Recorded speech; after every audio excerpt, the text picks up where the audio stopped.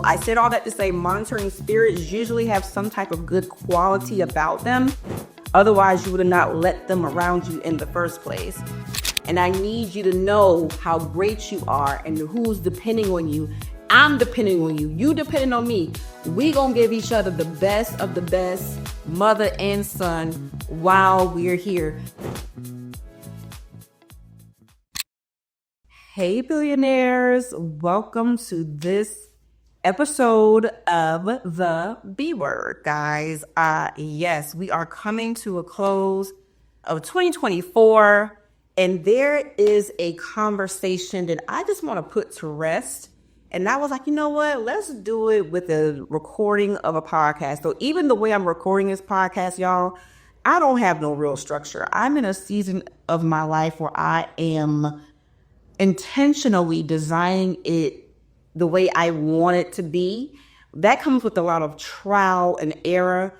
Things working, things not working, but taking the risk, it looking right, it not looking right, and just allowing people to be a part of the journey. I usually like to do all of this behind the scenes, get it right, and then produce.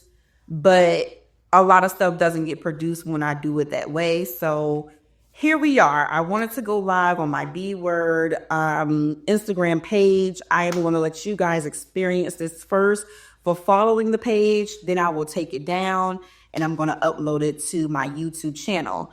But today, guys, I was speaking on the subject of using self-awareness to determine what friendships, relationships we are taking into 2025 or not.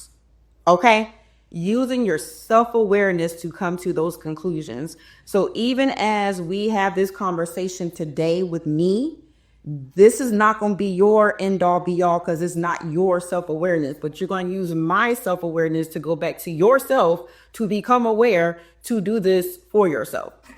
All right. So yes, guys, I am talking to you about using your self-awareness to determine what friendships, relationships we're taking in 2025, what needs to stay behind. This year, I will say that I am a new creature, y'all. I have evolved several times throughout my life. I can just see the timeline of me and it's beautiful. But this year was a rebirth, like a real spiritual becoming your full self reverb. And that hit different from every evolution that I've ever had as me. And so a lot of things that I used to just allow, a lot of things I used to accept, a lot of things that used to feel good, a lot of things that used to be great, just ain't, because I just ain't her no more. And that can be hard to even accept for yourself. That can be hard when you're feeling like you're leaving people behind who don't deserve to be left behind because you didn't necessarily do anything to you per se. But they did. I can just think of one situation. A homegirl called me, and when she shared with me the type of man she was dating, it just was like it wasn't about do I think it's good or bad. Like this choice was just absolutely bad, and I'm just like, friend, I can't even talk to you about this. Like this is so beneath you. This is so beneath me. But I see you're happy, so I'm not going to be a hater, but I am going to remove myself from this. If you evolve to another level, like I have, we will meet again. And it's no shade because I've been there. I'm just not there anymore. And now I have the power to evolve and even to feel bad about it and still do it. That is the strength. That is the power. All right, guys. So I rehearsed this before going live, and that wasn't even in my rehearsal. That's just organic. So you will see me look off to my notes. I might even stand up so I can read them because eventually I just want to freestyle my podcast. But this was so good. I journaled this all out and I decided that I wanted to share it as a podcast. So what are we keeping in relationships and what are we letting go? The first thing that came to mind for me was monitoring spirits. Monitoring spirits is something I really have not been aware of the term. I would say the last year, I heard my guy friend shared that term with me, and you know how the phones be listening to everything you do and say. I saw a reel of a girl explaining what monitoring spirits were. And I was like, aha, I have some people in my circle that I will call friends at this point in time that I think are displaying monitoring spirit energy. Now, it's been a while since I saw that reel, and I did not look up the textbook definition of monitoring spirit. But if I had to give it to you, I wrote down, this is someone that has the ability to get close enough to you, that wants to keep up with you for unhealthy reasons, unhealthy purposes. I even believe they're usually unaware consciously that this spirit is even being housed in them. So one thing that I am really good at is allowing grace and understanding that, forgive them, Father, for they do not know what they're doing. Like, most people don't know what they're doing. Like, a lot of them do, because I think I'd be giving too much grace. I'm like, you gotta be insane. But a lot of them don't. And it is the spirit that is on them. It's not even them. It's the spirit that is on them. Like, for an example, in my younger days, I might have had the spirit of, is it a Jezebel spirit when you kind of sleep around? I've never been a hoe, but there's been a period of my life where I did not mind sleeping around more than I do now. Like, now I'm a queen, and I know that queens are untouchable. So I can be extremely in need of physical energy, and I will cut it down just because I decided I move as a queen. But before, I was more in my masculine energy, like whatever these Negroes think they gonna do, and if these Negroes think they can cut me off with no emotions, baby, I can do the same thing, probably better than you can. But that was a spirit, that wasn't me, if that makes any sense. So I'm always going to use me as an example. I recognized the spirit, and then I was able to decide I no longer wanted that spirit to be attached to me. But in the season when I was allowing that spirit to use me, I was 10 toes down on being that girl that can do what she want to do, how she want to do, when she want to do it. Who gonna check me, boo? But then you grow up and you realize that ain't even nothing to be bragging about, sis. You a queen. What would a queen brag about? Let's brag about those things. All right. So that's how we came to that conclusion. So here are some of the things that led me to be like, this is a monitoring spirit that I've experienced from friends that I just thought was weird energy for you to be this close to me, and this is how you're behaving. Posting on Instagram, you don't like any of it, but every time I post share a story, you are the number one person in the story all the time. But you don't like anything on my timeline. And then I'm the kind of person, like, I definitely use my Instagram as like a diary. So most everything that I post is for me, and I'm just sharing it with y'all because if it blessed me, it's probably gonna bless you too. So with that be thing, what was my point? If it blessed me, it's probably gonna bless you too. So a lot of times I'm not looking at other people's friends' pages on purpose. Like, I'm just on Instagram. My algorithm has gotten to a point where it's just feeding me positivity all day. But if I do happen to come across my friends' stuff, I'm like, or even not my friends' stuff, I can see my friends liking everything. I got friends, I'm like, she must have a bot working for her. A few of them, not just one, because every post I look at, whether it's mutual friends or just randomness, I see your name. That means you do actually live on Instagram. I don't. So why don't I see your name on my stuff? That's very, very weird to me. So it's never me going on there looking intentionally like, dang, let me see if such and such is liking my post, but I ain't blind. I ain't Ray Charles. If I see your name 12 times on some other posts and I know I never see yours, it's just been brought to the surface. It's just been brought to the light about your monitoring spirit energy. Thank you, God, for exposing what needed to be exposed. Yeah. And then I didn't even think about this, but because we're here and then because this is happening, there is a few people that just starts liking everybody, pages, trying to keep up with you through other people. Like, that's way too much energy that you're spending. Like, you don't know none of these people from a can of paint. You're liking them. You're responding to everything they post, say, and do because you really want to be attached to the original person that they were connected to. Very weird. Please leave me alone with that. They offer ways to help you just to keep tabs on you. So I've been in situations where I was doing another podcast once before, many, many moons ago, with a group of women. And again, I don't think this was intentional energy, but whether it's intentional or unintentional, the energy is still there, and energy is transferable, and energy affects my energy, and I don't want it around me, whether it's on purpose or not. And I'm such a, like, if I allow you in my inner circle, we ride or dies, because otherwise I would have hoped I had the discernment to keep you out of it in the first place.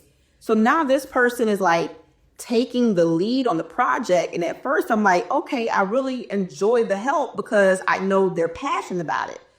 Nah, the energy was more or less like, let me take on it. And so much so, a few days later, like just from being in my home, just it's soaking in the vibes, I saw this young lady change her Instagram name to something that reflected something she saw in my house. And I was just like, we're not doing that, man. Like, if you're coming around just so you can absorb my energy and then use it as your own, and you're supposed to be my friend, we won't stop that here. So that was an example of a monitoring spirit that I've been exposed to, and how I came to these conclusions that this is what this is. What is another one? They will allow you to be treated unfairly in group situations and not speak up on it. So to me, I'm just that kind of friend that I like real conversation. Whether you're right or wrong, we are able to address these issues because real relationship requires real confrontational conversations to get in alignment and stay that way sometimes. So if I feel like there's a young lady in our group and we're not doing the best by her, I'm going to be the one that said, excuse me, but can we do this? Because she has done this, and this. And I think we should do this.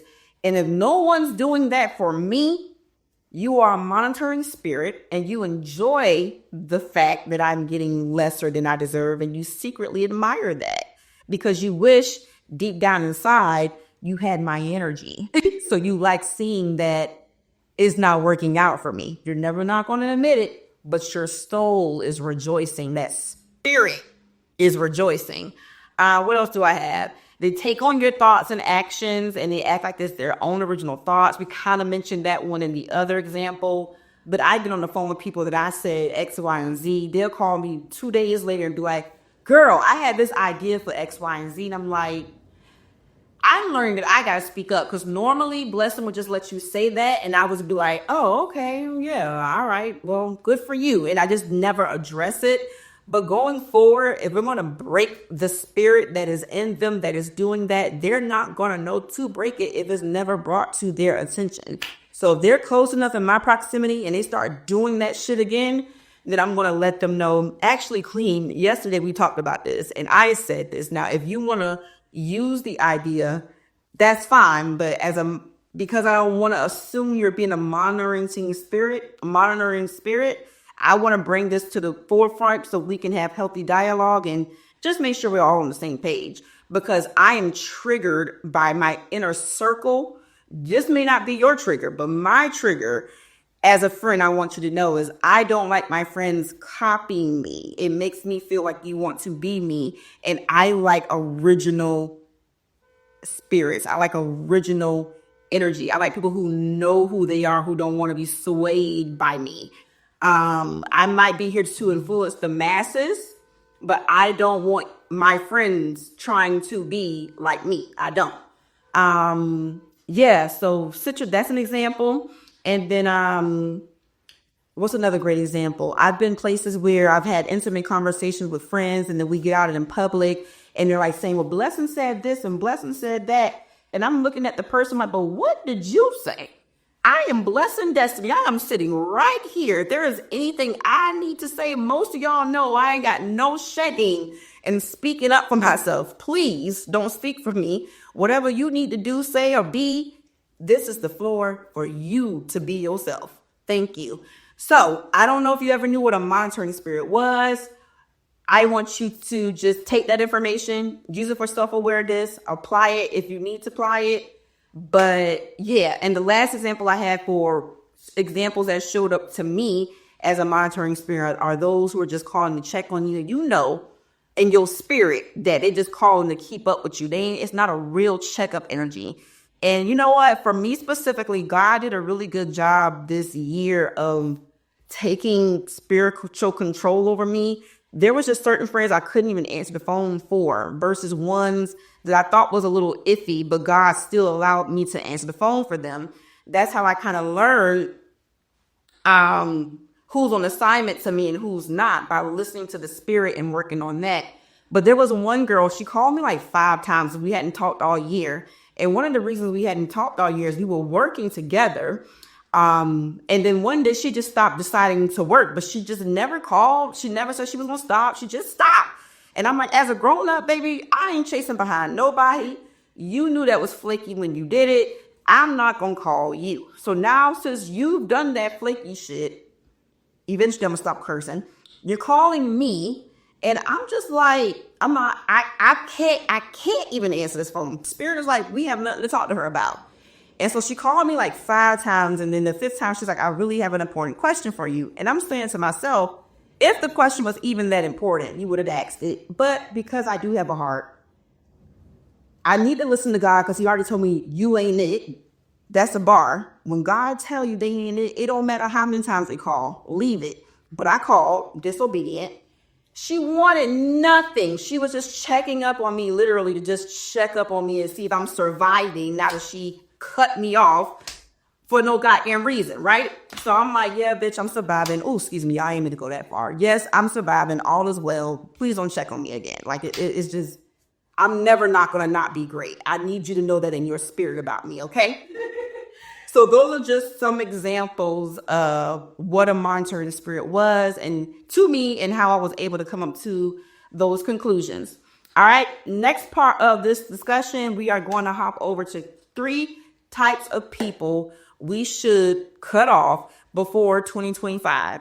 One we just talked about extensively, which is monitoring spirits. Now we all know what that is. The next one is going to be bare minimers. That kind of is self-explanatory. We're going to talk about that some more. Leaves, like leaves on a tree. Let them leave. We're going to talk about that some more. And this is the Peter Pass. Y'all ain't probably never heard of that before because I just made that up. But we're going to talk about that some more. Let's start out with the first one. The first one is monitoring spirits. As we extensively just discussed, I want to say this.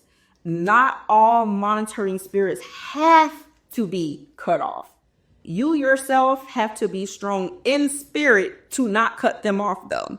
Because the gift about a monitoring spirit is that they're gifted enough to get close enough to you.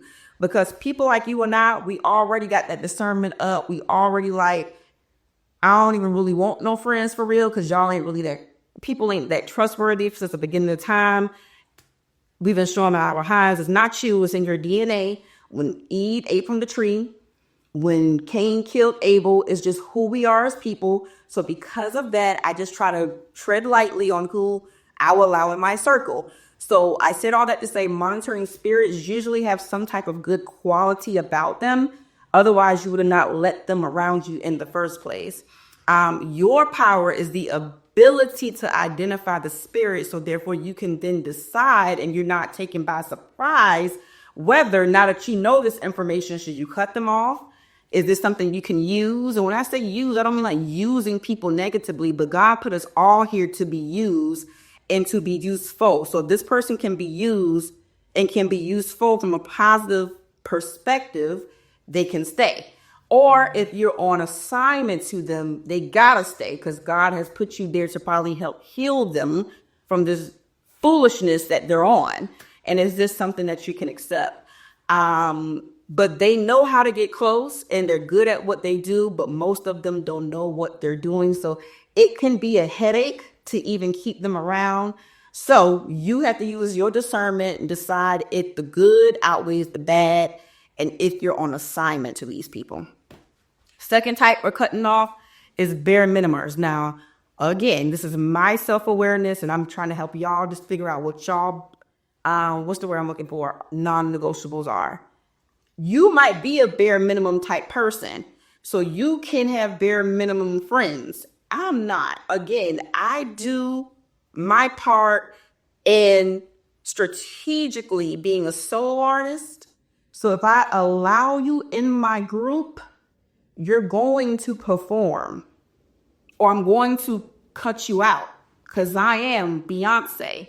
You or anybody that you know ever in a car accident, a 888-7 money 8, we'll get you straight. Any referrals that you send our way that we are able to help them, which means they are hurt, which means we get liability accepted, we will pay you $200 per accident referral. That is for the state of Georgia. If you live outside of Georgia, let us know and we'll do the best that we can. But if you're in Georgia and you meet those other two qualifications, you're going to get $200. If there's a car accident with 4 people in the car, 1 car accident, 4 people, 2, 4, 6, 8, that's $800 you can make. Keep your ears and eyes open. That's financially how I became who I am today. So therefore, this ain't Destiny's Child. It's going to be Beyonce 1, Beyonce 2, Beyonce 3. I'm coming with that big energy. I am coming with pouring gifts. I am coming with pouring love. I am pouring with positivity. If I have nothing good for you, I will exit the situation. There has been times that I've been in friendships with girls and I started feeling negative thoughts toward them. I remove myself because I know how you do anything is how you do everything. And I know you reap what you sow. So if I can't find a way to come back to love about somebody, I disconnect, because even though I have an issue with you, I love you so much. I'm not going to bring no negative energy to you. I'm going to back up completely. If God ever clears up this blockage, I'll come back. If God never clears up this blockage, I know my heart. God knows my heart. And the heart is going to let you go in love, because I will not bring anything to you that I do not want brought to me, because that's how much I love me. And because I love me so much, I have to treat people the way I want to be treated, because I believe in the principle it's going to come back to me. Karma is real. So I would want somebody who couldn't figure out how to love me correctly to leave me the fuck alone. Please and thank you. So with all that being said, no bare minimum energy over here, because I'm giving you all that I got, or I decided to not give you anything. And I just want that same in return. I look for best friends, not best friends because, oh my God, we went to kindergarten together. No, you're giving your best energy. You're giving your best positivity. You're giving your best outlook on life. You want the best from life. You decided you're not taking anything less. And we just give that to each other. The golden rule, we talked about it. I just do and give and be what I want in return. And I'm going to allow you a couple of graces, which we're coming up to next, for you to give me that back in return. But life is hard enough alone. Like, I can do better bare minimum by myself. And especially if I see you going above and beyond for others, and you're not going above and beyond for me, and you think that's going to fly, it has been flying, but is no longer going to fly. This is why we're leaving these people behind in 2024.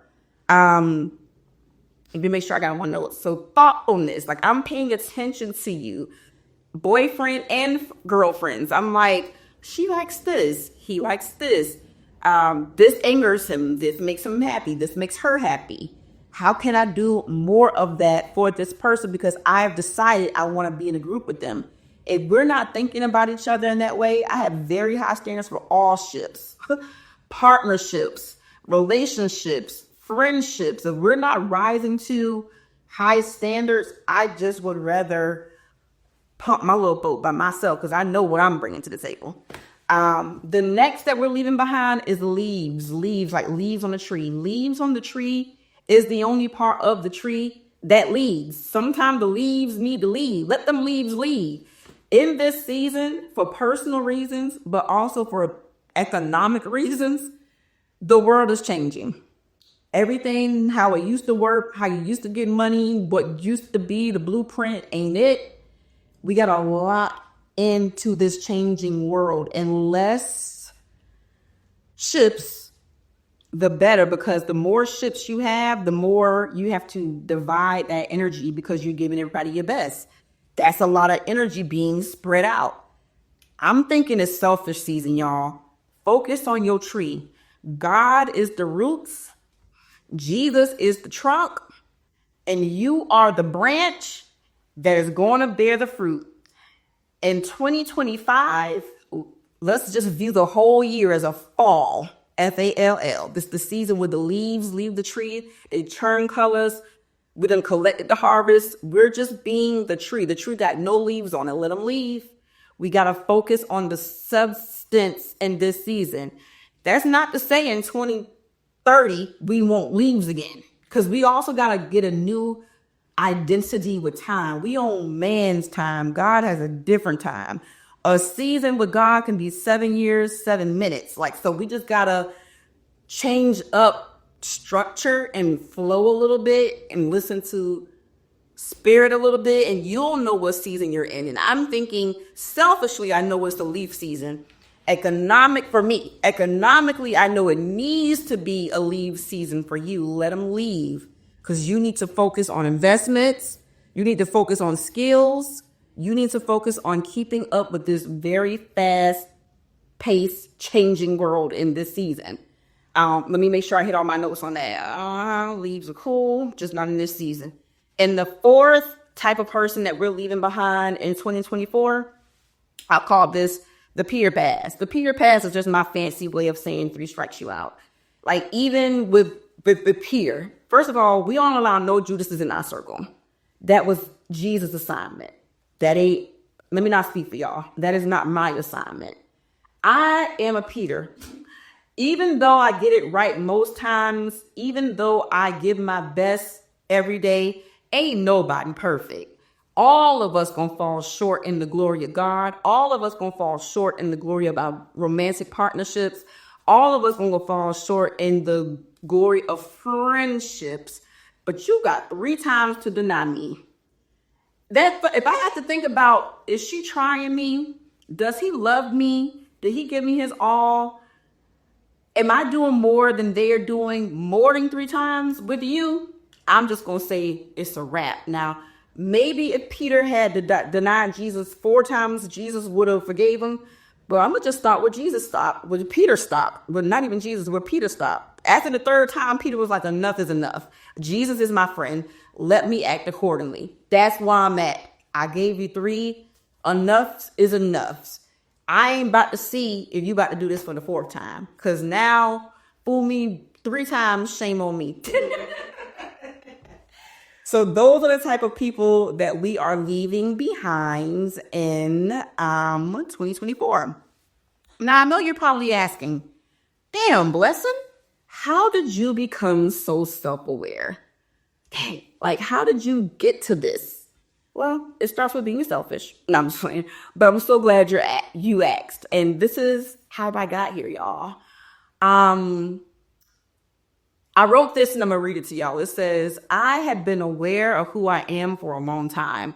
From day one, I knew I was a gift from God because all I've ever been called is Blessin. I just answered the call. I'm a big believer in powerful names. So even when I fall short, my name encourages me to do better. Now, I wanted to say that because, again, this is my self-awareness, my story. I know all of us don't have that type of name.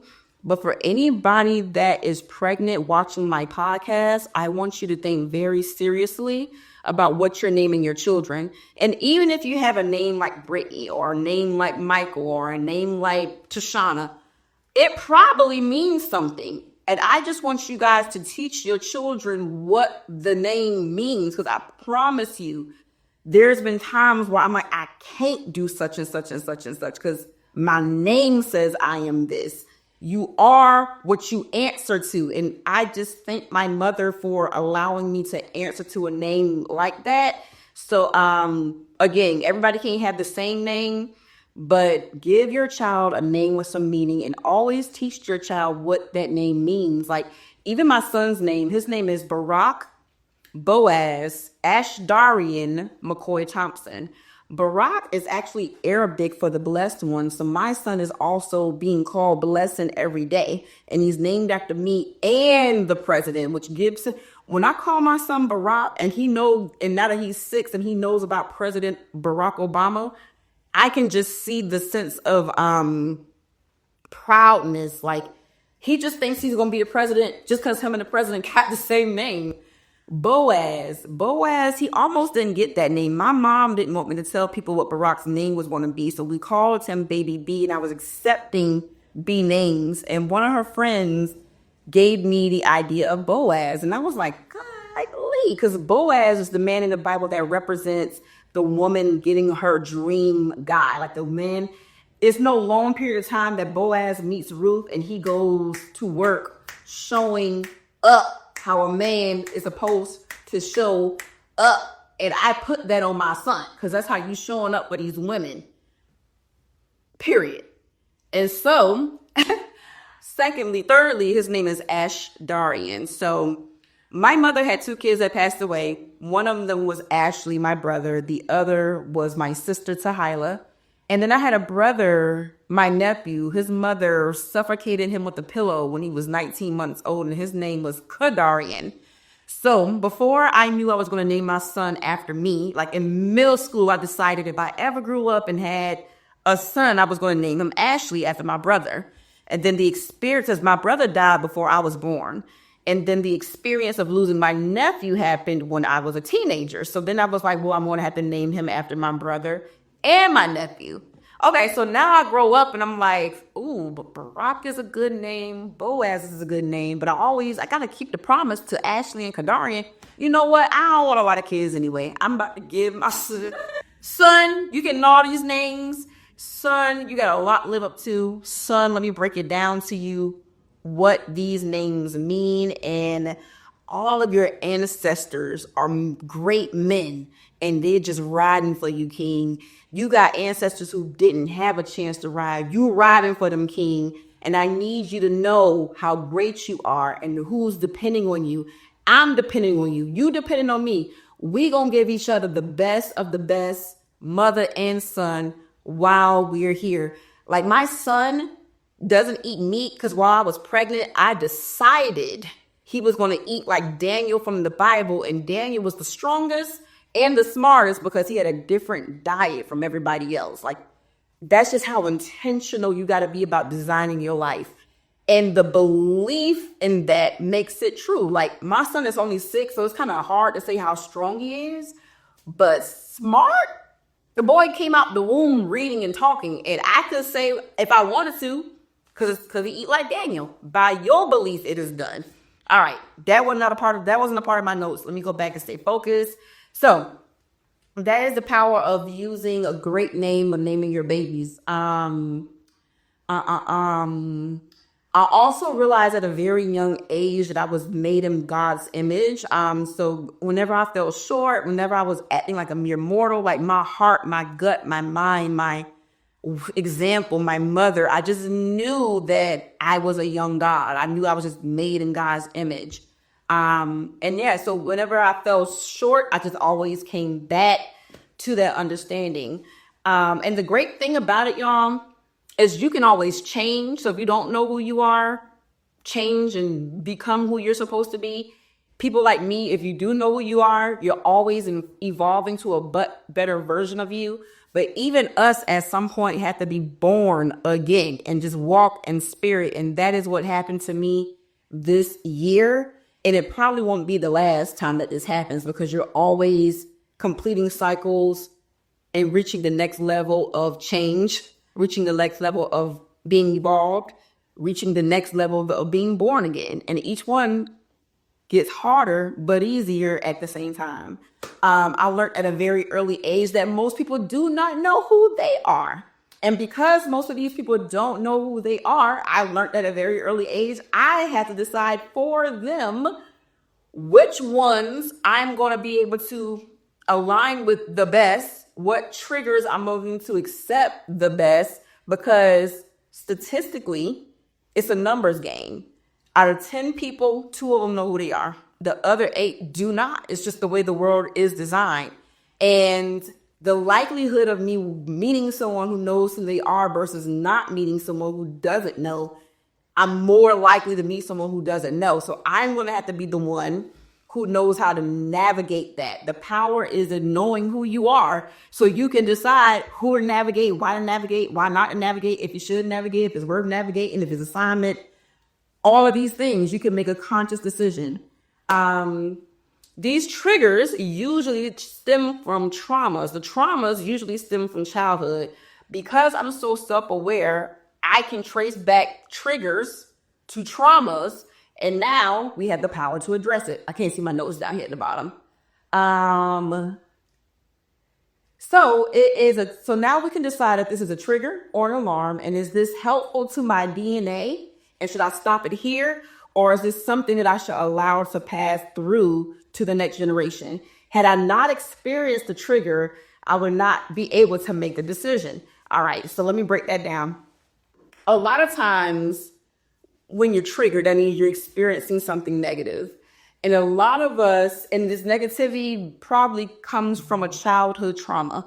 And a lot of times we don't like being triggered, and we don't like the feeling of negative experiences.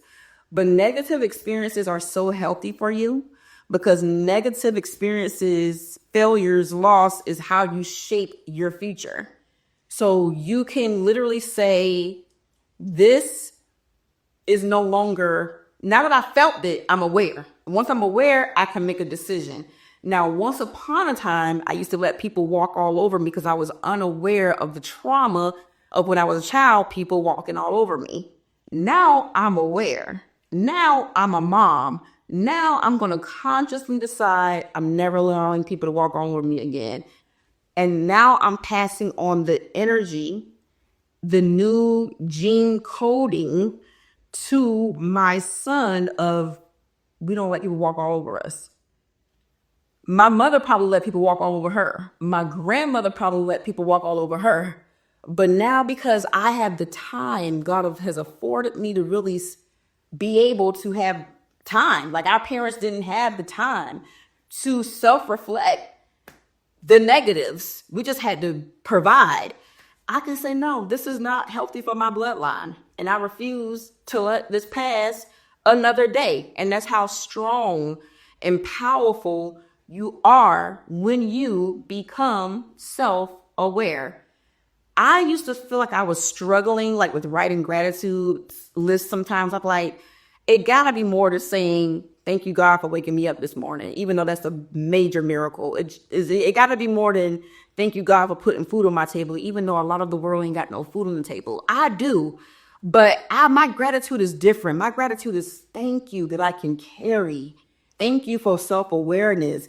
Thank you for the power, the ability that I have to give people grace, that even though I can cut something off for my betterment, I still love these people. Thank you for a loving heart. Like, thank you for making me in your image. Like, that is my gratitude list. And I'm always looking to make that go deeper, deeper, and deeper. Now, back on subject, who we're cutting off, who we keeping in 2025. Y'all, as I was journaling, this shit is a childhood trauma. And it just dawned on me it was a childhood trauma. I forgot. I just thought this was something I was going through as an adult. But no, I have been suffering. Nope, suffering is not the right word. I have always had an interesting relationship with friendships since childhood. Let me see where I'm at in my notes. You never know when these childhood traumas that you thought weren't there or that you healed from or wasn't even a thing might resonate. So as I was complaining about all my adult friendships and who I need to cut off and why I need to cut them off, I'm like, this is the same shit I was going through in middle school, kind of, sort of. And so basically, we talked about that a little bit. I had a very strong self-defense about not allowing people in my life in the first place. Like, we're blocking friendships in the first place. So you could see that as a trauma, or you could see that as a blessing. The trauma way of seeing it is we're blocking friendships. The blessing way of seeing it is my angels are protecting me from those that don't need to be in my circle. So I'm always going to go with the glass half full. I know there's nothing that is not happening, that like if it's supposed to happen, it's happening. You or anybody that you know ever in a car accident, 888-7-money-8, we'll get you straight. Any referrals that you send our way that we are able to help them, which means they are hurt, which means we get liability accepted, we will pay you $200 per accident referral. That is for the state of Georgia. If you live outside of Georgia, let us know and we'll do the best that we can. But if you're in Georgia and you meet those other two qualifications, you're going to get $200. If there's a car accident with 4 people in the car, 1 car accident, 4 people, 2, 4, 6, 8, that's $800 you can make. Keep your ears and eyes open. That's financially how I became who I am today. So I am supposed to be the girl that limits access to her in the form of friendship. But how did I get there though? It started in middle school. These females hated on me so much. It wasn't to the point of like, oh my God, they're bullying me. But it was just like, oh my God, they're jealous of me, or they just don't like me, or I intimidate them, or but why? And they would just talk about me so bad. They would just say things like I had a big forehead, which I did. So I used to tell them because I got big brains. They hated that I always had an answer for them. They would say, you think you all that because you light skin. I'm like, sis, like I can't help what color God made me. I didn't give him the crayon. Take that up with him. Like they used to be mad. They were like saying things like, Blessin, you mad because you got big titties. But I don't want the breasts. I want to be flat chested just like everybody else in my class. For whatever reason, God gave me the titties. Again, you mad, upset, need to talk to, need to go pray to them. Cause it ain't me. Matter of fact, sis, if I could take them off and put them on you, you could have them, cause I don't want them. And then I just never wanted to be a part of negativity. I was like, you know what? I do understand that I have a light on me. I do understand who I am. I do understand that I am a child of God. I do understand I was made in his image. And I do understand that you don't know those things about you. I do understand. Can we just have an understanding over there? Like, I don't even care if you talk about me and I can hear you. I just really don't want you to try to fight me, because now once we get the tussling, it gets really hard to distinguish who initiated it, who didn't. And then guess what? All of us might be going to jail. And that really did happen to me. In the 7th grade, these are things that formed my reasoning for being like a loner. Like in the 7th grade, I was at the skating ring. And I had one friend, which we're going to come to that too. And we fell out that summer because Peter passed. She had a race pass with me. But that friend is still my friend to this day. And I was dancing. No, this guy approached me. He wanted to dance with me in the skating ring. And I always have loved to dance. I never really went to the skating ring to skate because I didn't know how to skate good. That's why I wish I knew how to skate. Now I was in there doing the wrong thing. But back to the story. This boy, he approaches me. He's like, can I dance with you? I'm like, don't you talk to such and such and such? Now, even when I asked him that question, it was out of the utmost respect because the girl he was talking to was not my friend. She lived in the neighborhood, but she was not my friend. I didn't hang out with her. I don't owe you even the respect of that. But how you do anything is how you do everything. And if he was my boyfriend, I would want the same courtesy extended. As a young girl, I've always thought this way. So I answered her question. I know he tells me he doesn't talk to the girl no more. And I was like, okay, cool. So we start dancing. So after the skating ring, this girl approaches me and she was like, I saw you dancing with such and such. You know, that's my man. I said, well, I didn't know that you guys used to talk. That's why before I danced with him, I asked him, were you guys still in a relationship? And he told me no. This girl literally tells me, I appreciate you telling me that information. And walks off, comes back with her friends, and they whoop my ass. Only because it's a lot of them in one of me. And I was just like, girl, like, your fight. I'm not your friend. I ain't your homegirl. I know you from around the way. Your Negro is not claiming you. Your Negro is disrespecting you. Take this up with your Negro. Why are you taking this up with me? But I say all of that to say that fight happened on public property. I don't think anybody got locked up that night. I didn't be locked up that night, but we ended up having to go to court. And we were all, I think they did a couple of days in juvenile. All of us was going to get some kind of community service, and it was going to go on all of our records that I was in this fight with these girls. And so I told my story, how I wasn't the aggressor. Me, my mother, my pastor, my teacher, we came in there dressed to the nines, like off just appearance. The judge was like, them some hood rats, and you were class, and I'm not going to give y'all the same punishment. But that's because my family, I knew who I was. My self-awareness knew not to go to court looking like a chicken head.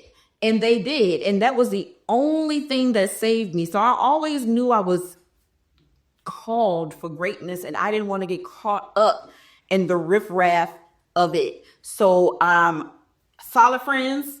I always wanted one. I never had a lot of friends. And even now, I'm on a trajectory of being the family financial blessing. Like, that's going to be my generational blessing that I leave to my family. Like, I'm going to be the girl that probably that will be a billionaire and allow that generational blessing to always continue.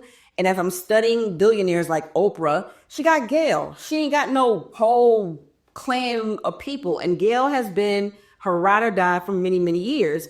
And most of us who are called for that level of greatness, it's just in love, no space to take a lot of people with you.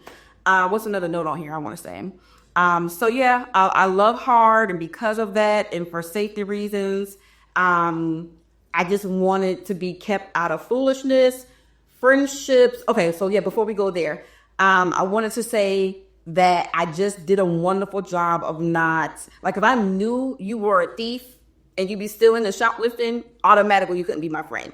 Most people would have been like, but she can get you free clothes and you gonna look fly every day. No, she gonna get me locked up and I'm gonna be looking orange every day. I'm good on that. I never dated drug dealers. Yeah, he got all the money. Yeah, he got the best rides. But yeah, I'm riding shotgun with him. And when they pull his ass over, I'm going to jail with him. I have a different assignment. So I just always was very strategic in picking friendships. We're going to wrap this up. The last point I want to make is, in contrary to that, because I had so many, just thinking about my middle school experience, because I had so many haters, it used to be a period of time that girls wouldn't be my friend just because they heard Tasha say, don't be Blessin' friend. She do this, she do that, and these women would just not be my friend off the strength of other people saying not be my friend. So it got to the point when I met, let's say, Ashley, and Ashley did want to be my friend. I didn't vet Ashley well. I just allowed Ashley to be my friend because I was appreciative that she had enough brains to just not listen to what the haters were saying and to actually take a shot on me to determine whether or not we would make good friends. So that ended up being an experience of mine. Like, oh, you want to be my friend? Well, I'm going to let you be my friend. What I could have been like, well, Ashley, thank you, and let's be associates. Let's see if it's a vibe. But again, I love so hard. If I decided you're my friend, I've taken on the responsibility of you my ride or die.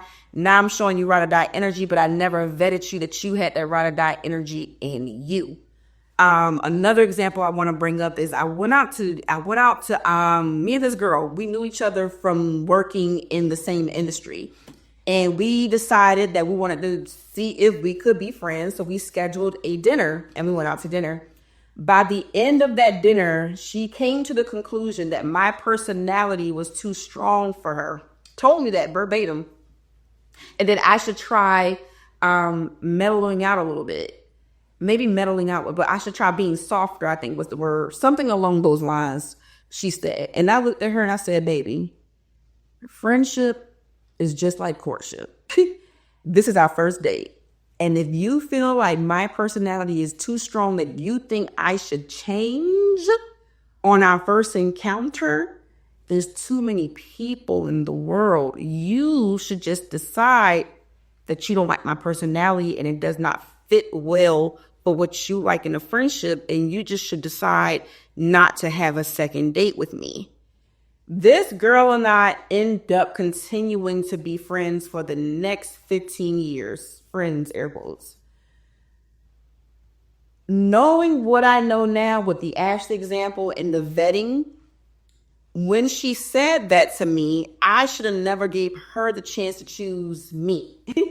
My strength in standing on business about friendship and what I allow in my group, because I'm a very high functioning solo artist, should have said, you're not a Beyonce. Because Beyonce would have never said that shit to me. Beyonce would have appreciated my strength that I bring to the group, because I didn't say nothing to hurt you. I'm talking just like I talk now, very powerfully, very positively, very energetically. So I know what you're saying ain't the truth. And I can see that your spirit wants the energy. Like you want what I have to give. You ain't never met nothing like this before. So you don't know how to receive it. That's why I did her a courtesy of being a friend, trying to give her the vibes. But really, it didn't help me out, because 15 years later, she's the same girl that I said when we start working, she didn't even give me the courtesy call and say, I'm not working with you no more. She just dipped. And I should have just dipped on her ass and we wouldn't have been here and I wouldn't be all emotional about this shit today. That's what I'm doing for going forward, because it's been 3 Peter passes where I could just tell if I didn't have anything to feed you financially, my energy would be too much for you. And you're trying to stick around. And then because she tried, I tried. But one of us got to be self-aware enough to say, this ain't it. All right. Now, let me see. Y'all, I said all of that to say, let me make sure friendship has been, because this is a great place to end. Friendship, as I was thinking about my romantic relationship and relationships, I was thinking about my friendships and where I stand in them at the end of this year, and how I want to approach them at the beginning of next year. I came to the conclusion that friendships have always been weighing me down for many years, and it stems from childhood, with just some of those examples that I gave you. I am deciding today that moving forward, and because I am so self-aware, and now because I can put a name to the problem, that I'm ending this cycle, because you're even going to keep doing the cycle over and over again until you realize it's a cycle, and then you decide to do the cycle again until you get strong enough to not do the cycle anymore. And Blessin is finally strong enough to A, identify the cycle, and B, not do the cycle anymore. This is going to be my last time ever, mark my words, venting about the lack thereof in relationships and friendships. I am going to stand on business about my responsibility that I play with who I allow into my precious, delicate life. I am here to be fully available to be used by God for anybody that he puts into my hemisphere that I know that does not belong because they don't meet my qualifications, but they were sent by God. I rebirth so I can hear that calling now.